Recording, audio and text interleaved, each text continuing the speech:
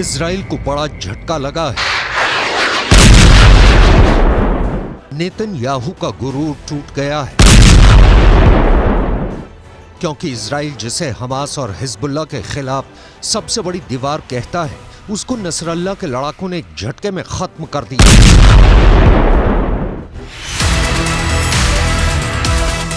Hezbollah का दावा है कि उसने इजराइल के आयरन डोम को एक झटके में फोड़ दिया है। नसरल्लाह के लड़ाकों ने इजराइल के आयरन डोम के 2 सिस्टम तबाह कर दिए हैं। एक आयरन डोम की कीमत $100 मिलियन है। हिंदुस्तान की करेंसी में बात करें तो करीब 800 करोड़। मतलब हिजबुल्लाह ने एक झटके में इजराइल के 1600 करोड़ रुपए तबाह कर दिए। हिजबुल्लाह का कहना है कि उसने उत्तरी इजराइल के कब्री में उसकी बमबारी ने बड़ी तबाही मचाई। यहीं पर आयरन डोम सिस्टम तैनात था।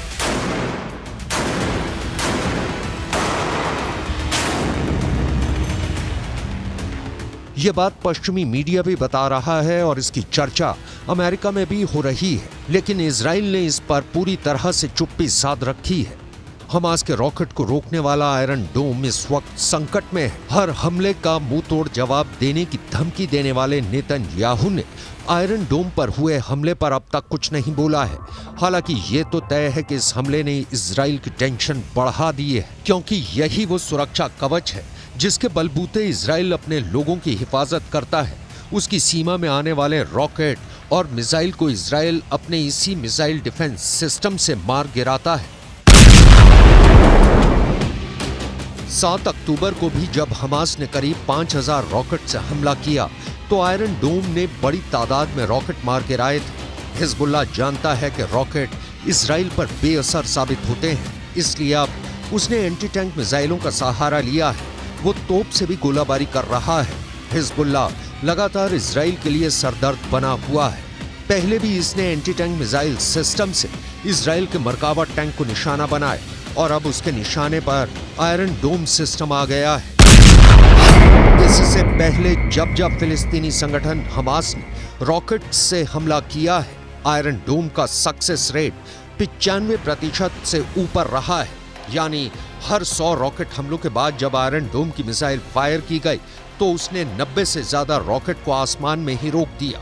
इसी वजह से इस एयर डिफेंस सिस्टम को लेकर दुनिया में मांग बढ़ने लगी। ये ज़ेलेंस्की की डिमांड लिस्ट में भी आ गया। आयरन डोम 4 किलोमीटर से लेकर 70 किलोमीटर दूर से हो रहे हमलों को रोक सकता है। ये मिसाइल को भी रोक सकता है, ये रॉकेट के हमले भी रोक सकता है और तोप के गोलों को भी रोक सकता है। इजराइल की ये हालत देखकर कह सकते हैं कि इन हमलों को रोकने के लिए आयरन डोम फेल साबित हुआ है और इस्तेमाल करने पर बहुत महंगा भी साबित होता है, क्योंकि 1 लाख रुपए की कीमत वाले रॉकेट या तोप के गोले को रोकने के लिए इससे 2 मिसाइल फायर की जाती है, जिनकी कीमत रेंज के हिसाब से 70 लाख से 1 करोड़ रुपए हो सकती है। यानी एक रॉकेट जिसकी कीमत 1 लाख रुपए भी नहीं, उसको रोकने के लिए इस हथियार की इतनी बड़ी कीमत हैरान करती है। अब खुद आयरन डोम पर हमले ने बता दिया है कि नेतन्याहू का कोई डिफेंस सिस्टम पुख्ता नहीं है। दुनिया के सबसे बेहतरीन एयर डिफेंस सिस्टम माने जाने वाले आयरन डोम पर अटैक की खबर ने इजराइल को 440 वोल्ट का करंट लगा दिया है। ये नेतन्याहू के लिए भी बहुत बड़ा झटका है। लेकिन सवाल है कि अब नेतन्याहू इन हमलों का जवाब कैसे देंगे।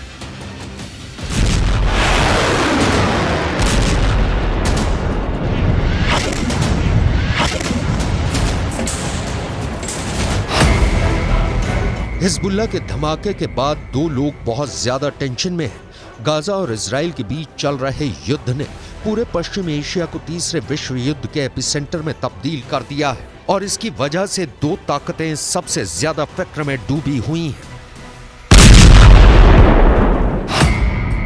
पहले हैं इजराइल के प्रधानमंत्री बेंयामिन नेतन्याहू और दूसरे हैं अमेरिका के राष्ट्रपति जो बाइडेन। दोनों की टेंशन का मीटर लगातार रेड लाइन को पार करता जा रहा है।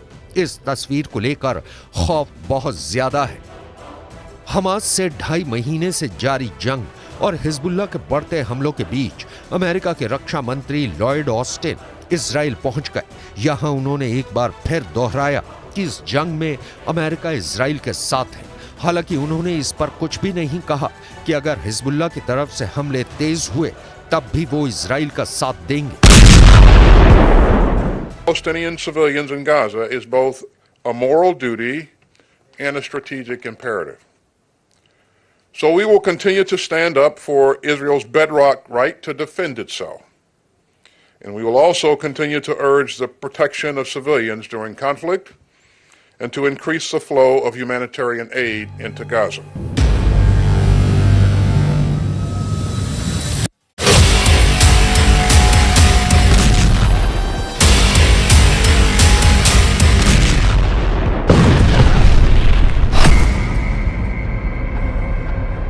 एक तरफ हमास गाजा पट्टी में इजरायली सेना को कड़ी टक्कर दे रहा है, दूसरी तरफ लेबनान बॉर्डर पर हिजबुल्लाह लगातार फायरिंग कर रहा है। ऐसे में सवाल है कि इजराइल के लिए अगला खतरा कौन सा आने वाला है। ये बात नेतन्याहू अच्छी तरह से जानते हैं कि इस जंग में अमेरिका से भले ही उसको मदद मिल जाए, लेकिन युद्ध तो उसे खुद लड़ना होगा। मोर्चे पर उसके ही सैनिकों को तैनात होना होगा। इसलिए हिजबुल्लाह की तरफ से हमले तेज होने के बाद नेतन्याहू ने अपना वॉर ट्रायंगल तैयार कर लिया है। नेतन्याहू के वॉर ट्रायंगल में सबसे बड़ा कोना गाजा में हमास का पूरी तरह खात्मा है। नेतन्याहू के वॉर ट्रायंगल में दूसरा बड़ा कोना लेबनान में हिजबुल्लाह का अंत है, जबकि नेतन्याहू के वॉर ट्रायंगल का तीसरा सबसे खतरनाक कोना है सीरिया, जहां पर इजराइल की एयरफोर्स ने हमले तेज कर दिए हैं। ये तीनों जगह या देश इजराइल के बॉर्डर से लगे हुए हैं और इजराइल इन्हें अपने खिलाफ सबसे बड़ा खतरा मानता है। यही वजह है कि इजराइल साल के 12 महीने, महीने के 30 दिन और दिन के 24 घंटे युद्ध के मोड में रहता है। उसकी सेनाएं हमेशा एक्टिव रहती हैं, दुश्मनों को लेकर हमेशा चौकन्ना रहती हैं। अपने आसमान को सुरक्षित रखने के लिए अभी इजराइल के पास 4 लेयर में डिफेंस सिस्टम है। पहला है आयरन डोम, जो रॉकेट और विमानों को 70 किलोमीटर के दायरे में रोक सकता है। मिड सेगमेंट में दूसरा है डेविड स्लिंग सिस्टम, जो 250 किलोमीटर की रेंज तक मिसाइल या विमान का दुश्मन बन जाता है। एरो 2 एयर डिफेंस सिस्टम, इसकी रेंज भी 250 किलोमीटर तक है, लेकिन यह डेविड स्लिंग के मुकाबले में ज्यादा ऊंचाई पर जाकर आसमानी टारगेट को मार गिरा सकता है। और चौथा है एरो 3, जो 2.5 किलोमीटर से भी आगे के टारगेट को खत्म करता है। और अब यही एयर डिफेंस सिस्टम इजराइल का बैलिस्टिक मिसाइल को मार गिराने वाली गारंटी बन चुका है।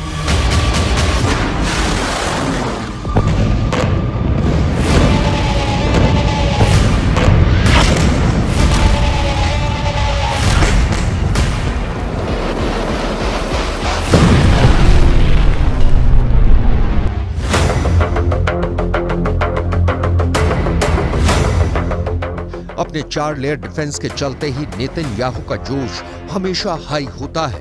वो अपने दुश्मनों को जवाबी अंजाम भुगतने की धमकी देते हैं। गाजा में भी यही हुआ। 7 अक्टूबर को अटैक के बाद से गाजा पर इजराइल का हमला जारी है। युद्ध का अंत कब होगा ये फिलहाल कोई नहीं जानता, लेकिन जैसे जैसे युद्ध लंबा खिंचता जाएगा, मौत के आंकड़े भी बढ़ते जाएंगे, बर्बादी भी बढ़ती जाएगी। फिलिस्तीन के स्वास्थ्य मंत्रालय की माने तो युद्ध में अब तक 19,400 फिलिस्तीनियों की मौत हो चुकी है। दूसरी तरफ इजराइल के 129 सैनिकों की जान चली गई है। बर्बादी और तबाही के ये आंकड़े तब हैं जब इजराइल फिलहाल एक मोर्चे पर जंग लड़ रहा है। अगर हिजबुल्लाह से भी आर पार की लड़ाई हुई और इजराइल को 2 मोर्चों पर लड़ाई लड़नी पड़ी, तो ये तय है कि बर्बादी और तबाही गाजा में हो रहे युद्ध से कहीं ज्यादा होगी।